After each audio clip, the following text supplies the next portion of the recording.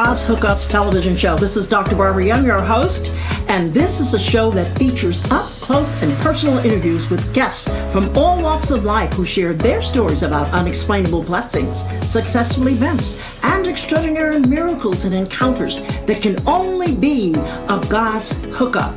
You'll receive hope, enlightenment, encouragement that will feed your spirit and your soul. Now, to my guest today. Hello, Sherry. Woohoo! We have Sherry Gideons in the house. I'm so excited to have you on the show today. And to all of my viewers out there, welcome to God's Hookups. You better call a friend because this is a show you will want them to listen to, let me tell you. Well, let me tell you about my friend, Sherry Gideons. She's a transformational keynote speaker, best-selling author, spiritual teacher, life mastery consultant. She's a health and wellness expert and expanded women business work network founder. And she has 2 podcasts. This lady is doing it all. And I am happy that she's here to tell her God's hookup story today. And Sherry, you have a story. Yes. Well, listen, I couldn't believe it when I saw your write-up, 2 near-death experiences. So tell us from the beginning or where you want to start telling your story. Wow. Well, let me just say thank you. It's such a joy and pleasure to be here with you and your audience today. And I'm so grateful for God and to allow God to speak through me today and deliver this message. And I hope it touches your lives and opens you up to the beauty of who you are. And so the story really starts for me in 1997. I came from the pro bodybuilding industry and I had started in the 80s trying to meet up to the expectations of this idea of perfectionism. And that industry was a very fast evolving industry around the size and the type of muscle that they expected women to have. And it changed so fast and so quick that I kind of followed the beaten path of, what said needed to be done to reach that level. And so before I knew it, I was involved in steroids and cocaine and then later methamphetamine. And I got to a point where I was seeking and I was asking the questions that a lot of us get to that point in our lives. And we say, is this all there is to life? Why am I here? What is my purpose? What am I meant to do? Is life really just pain and suffering and challenge and circumstance? And so I began to ask those questions. Now, at the time, I was between 78 and 87 pounds and couldn't even see it. I mean, people were literally begging me to eat. And all I saw in the mirror was the projection of a fat, overweight girl who wasn't good enough. And so I began to beg God to take me. And before I knew it, I had a massive heart attack. And I had the so-called trip to the white light that so many of us read about. And it was in that experience that I was one with everything. I was embodied in pure love. And at the same time, I was all things. I knew all things. And everything was running in and through me. I was first held in the arms of pure love, and I was told that I was being shown my life over, what I had given while I was in the body. So I was raised in religion. I was raised, my family were ministers, and I grew up in the Christian church. And that, through the 60s and the 70s and so on. And during that time in the world, a lot of us were led to believe that every choice we made was a sin and that we would get coming to us basically what we had given. And so in this case, what really happens is we relook at our entire life from birth until the moment we pass. But we review it through all we've given to. So if I hit you, hurt you, judged you, talked behind your back, or gave you love, kindness, and joy, I got to feel it as if I was within that which I had given to. And I was surrounded by angels and family members and ascended masters, and they were all shining love completely on me. And they told me that I was being shown that which I had not yet finished. And I was shown Sherry, the beautiful Sherry that had come here to help people of all ages discover their own greatness. The Sherry that always had kind words to give to others, that helped them to remember the power that was in them and held that space of love. But I was also told that the greatest gift we were all given is we are individualized expressions of pure love. That means we have the same stuff. It is not separate from us. We are one with it. And when we come here to remember who we truly are. We are the same stuff. And so when we are going through experiences of struggle or challenge, what we are is what we're putting out, what we're giving out, and we're receiving that which we are in return. So fast forward, I'm given the choice to come back into the body. And one of the things that was said to me was, and you must help the world to understand that they must give of themselves freely without expecting, and that I never had to worry that all the right people would show up at the right moment to help me move forward. And I was given the choice to come back. Now, here I am coming back, and guess what? What? I experienced the complete opposite. I was told to tell, and I did as I was told, because I wanted to be that beautiful version that I came here to be. And when I told, it's 1997 and we're approaching Y2K, the year 2000, people thought it was the end of the world. And people said, Sherry Gideons, she's nuts.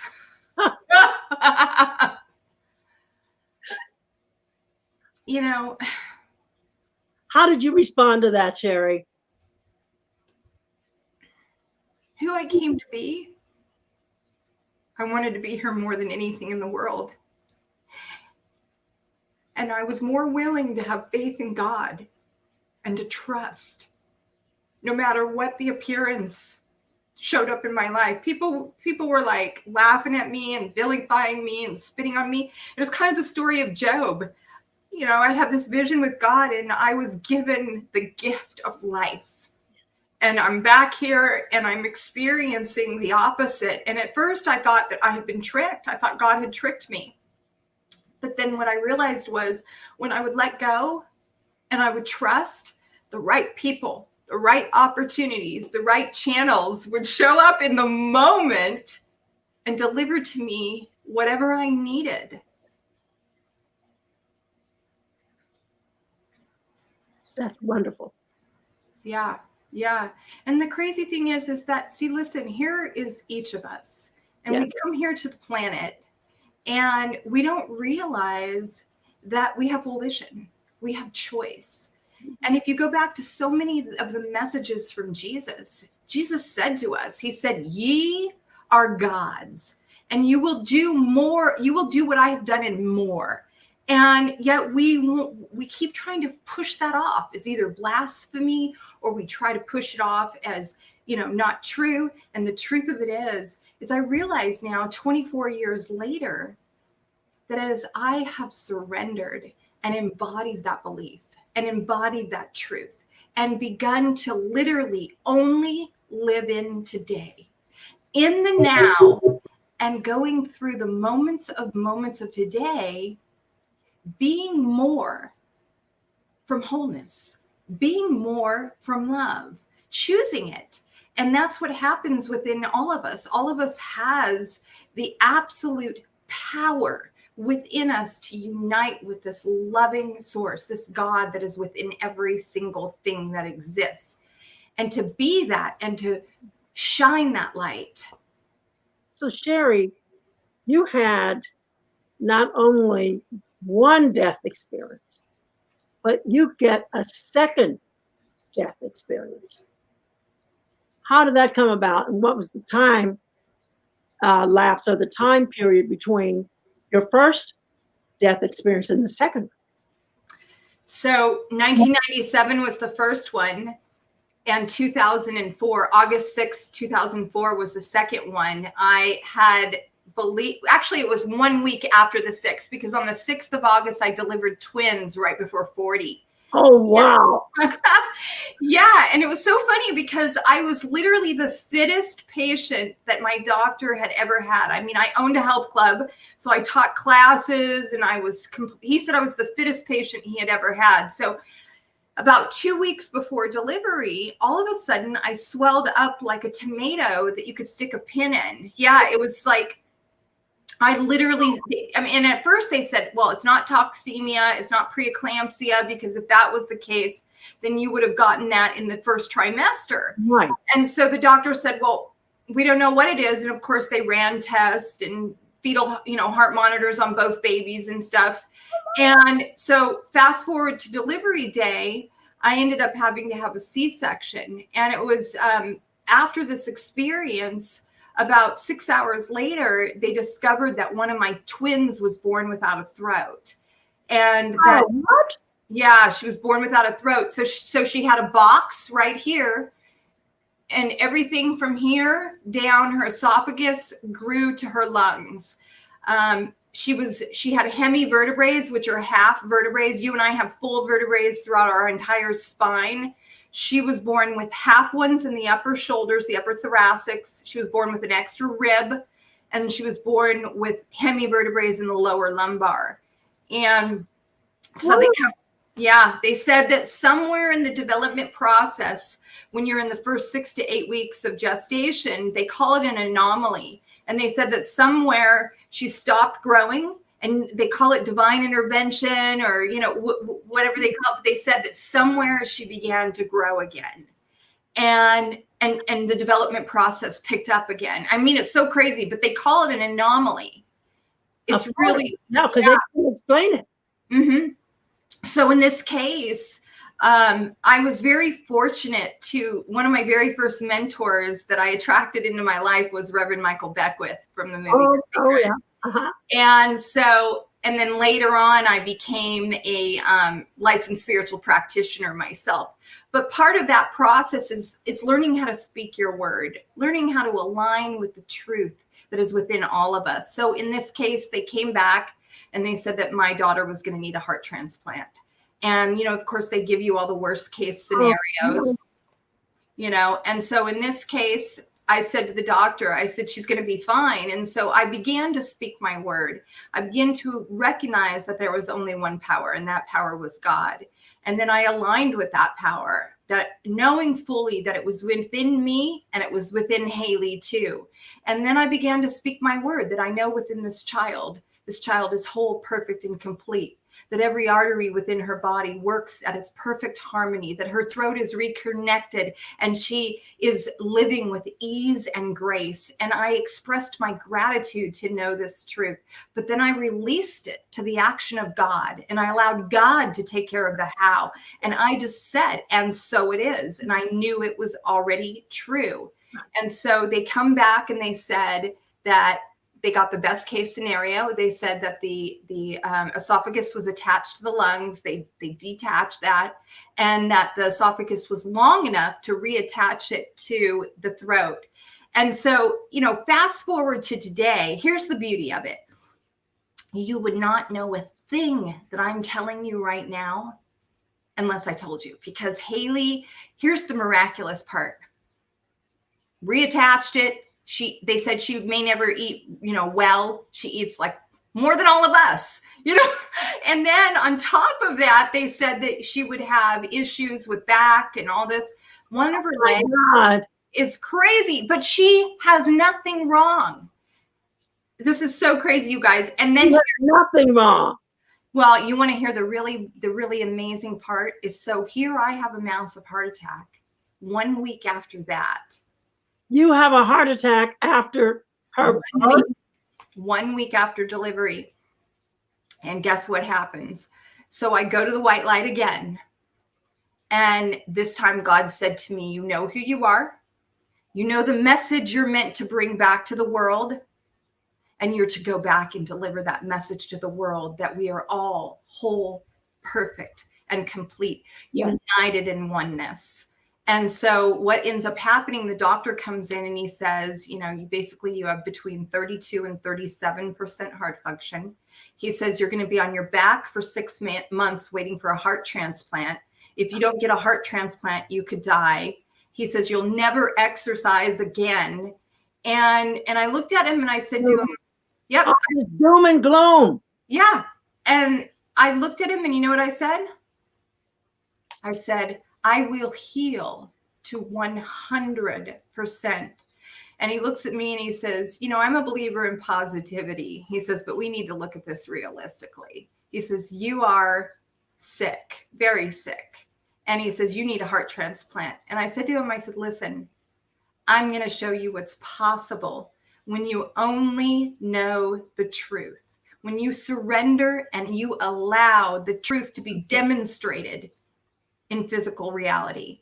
And when I say the word bead, I bead from wholeness in each moment of each day. I acted as if there was nothing wrong with me. He said, no exercise. I exercised anyway. Not crazy, not like, oh my God, let me go out there and harm myself.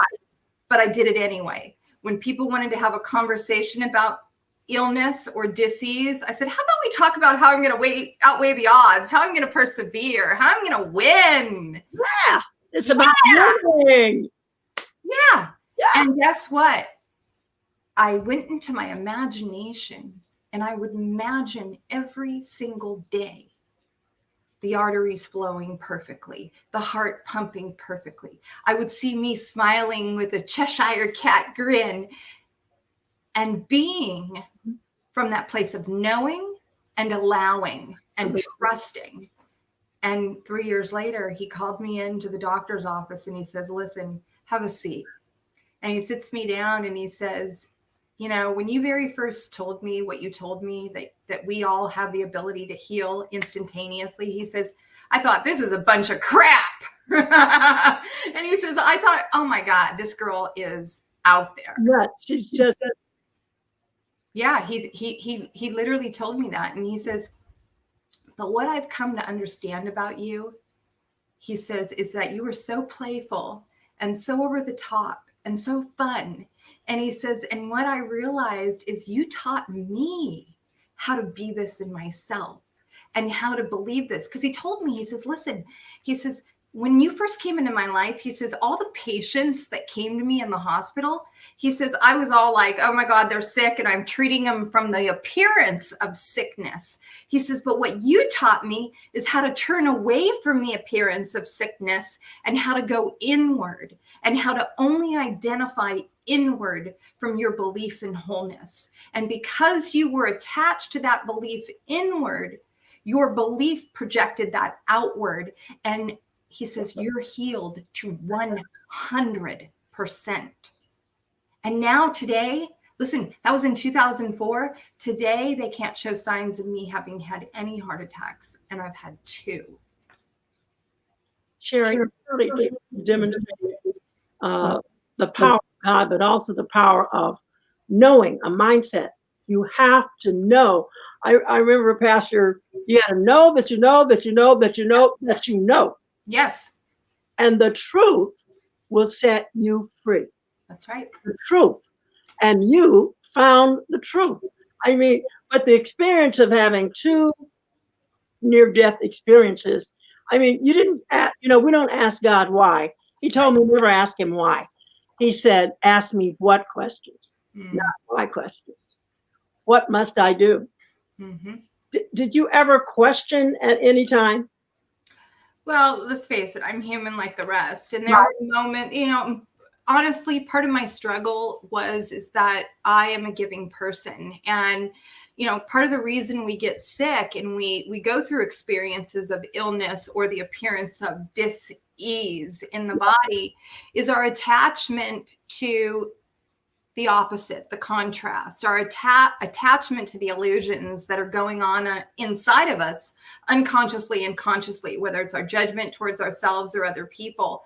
And part of my own process was to stop giving away all of my energy. See, I was saving everybody else before I worked on Sherry. And that was the change. And so in these moments when these experiences happen to all of us, a lot of it, just like even COVID, it's a chance to surrender. It's a chance to go back inward. And it was from those experiences for myself that I was able to ask quality questions, because, I'm a believer that the quality of questions you ask yourself determines the quality of life you live. And it was in asking those questions and getting clearer and clearer that the answers were delivered. They were delivered through a street sign. They were delivered through the next person showing up. They were delivered from a book that happened to fall on the floor in the moment. And that book said exactly what I needed to receive, what I was seeking to receive in that moment. And so you have to realize that the more that I have desired to live in the moment, desired, just like Jesus said, the now, the moment is where our point of power is, because it's in these moments that something that shows up in front of us. And when it shows up in front of us, instead of attaching to the same circumstance and energy and anger and resentment, I became the observer. And I would look at what was showing up and I would ask the question, what are you revealing to me in this moment? Actually, thank you. Thank you for revealing to me a part of myself that I may not be aware of. And it's from this place that you're showing me this that I can surrender. Yes. And the more that I did, guess what? The less I attracted all of this. Yeah. And I want to thank Patrice Jefferson and Sandy Gill saying, won't he do it? He can. And Patrice said, you are a true testimony. So I just wanted you to know that we have some people who are making comments about your story. And yes, Sandy, he will do it. I'm a witness. And I am so happy and thankful that truly God has given me the opportunity to have a show like this.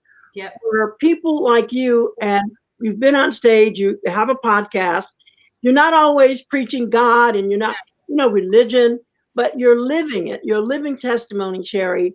And what you're doing, you spent over 30 years. She looks really young, doesn't she? Yeah. You both look really young. We're young in the Lord, and 30 years of helping people to guide them to better health.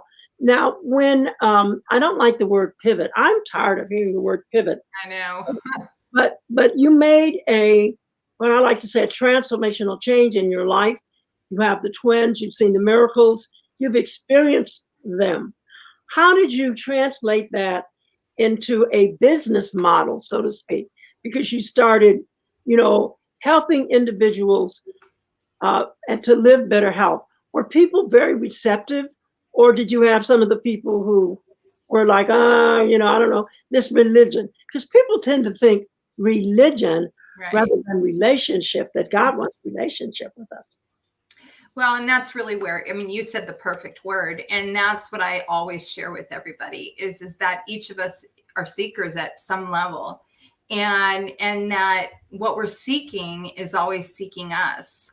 So the cool thing about building a relationship with God is sometimes it was just me building a relationship inside of me. And then somebody would show up in the moment. And it was always somebody speaking a conversation that all of a sudden what needed to be said would be said through me. There's so many times I just plain let myself get out of the way.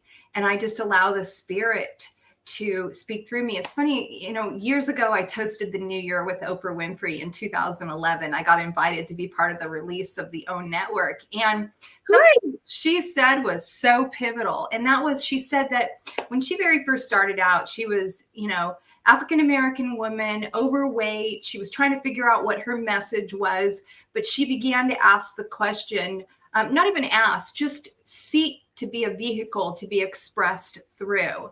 And so she said what she realized is she wanted to convince everybody because she just wanted everybody to have what she had.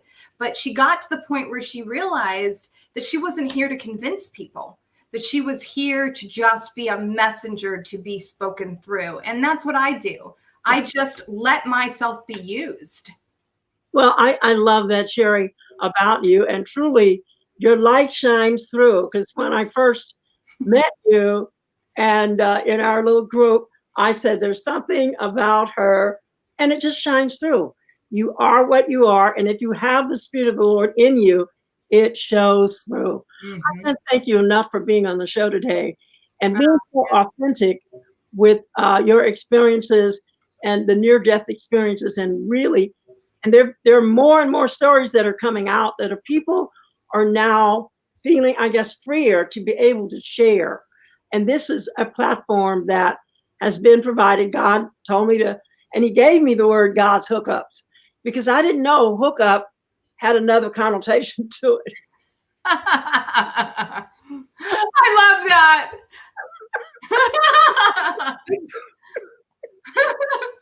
And so in my research, I was like, oh, hookup. But that's what He gave me, God's hookups. So I'm sticking with it. And I'm like Oprah, I'm just the ambassador. I'm just allowing Him to work through me. And Sherry, you're doing the same thing. Do you have a last minute comment or anything you'd like to say? I'll put you on solo. Oh, Is thank there you so anything much. you'd like to just say from your heart? I just want each and every person to realize that you're a light. You're a light expressing the truth of who you are, and never be afraid to shine that light. I mean, there were many instances that I had to be strong and courageous and still give that message, because I realized on my own journey that words are never forgotten. And so when anybody is ready in themselves to hear and to seek, they'll remember your words. So never be afraid to shine your light and live in the moment. Feel joy. And, I'm 55 years old and I'm all about being over the top and having fun. So own who you are and shine that light, because the right people will show up at the right moment and they want to be around you. So shine that light bright. And right now, I want to thank you for that, because we're in a time where a lot of people are feeling confined, or they're feeling they can't do this. But I have welcomed this opportunity to spend more time working on the inner and just letting the light shine. Because you said something very truthful. When you let your light shine, people are drawn to what? You. Light. Yeah. They're drawn to light. So They're when drawn to light.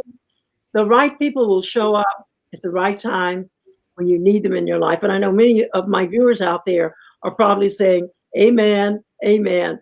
So for all of you out there, I want to thank you for tuning in to today's God's Hookup with my very special guest, Sherry Gideons. And that's Gideons like the Gideon Bible. Yeah, you love that. I know. You never can lose that, because the Bible is in every motel you go into and you open up the drawer.